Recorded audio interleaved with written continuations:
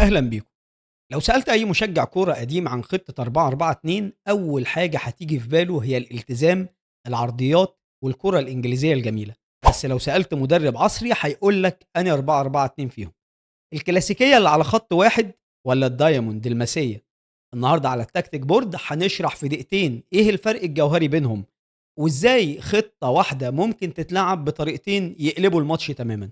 اجهز معايا كده وركز في التحركات. تعالوا نبدأ ب4-4-2 الكلاسيكية أو ال4-4-2 الفلات.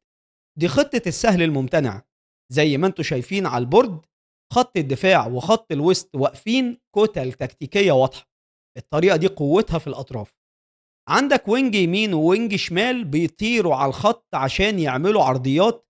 الاتنين مهاجمين موجودين دايما جوه ال 18.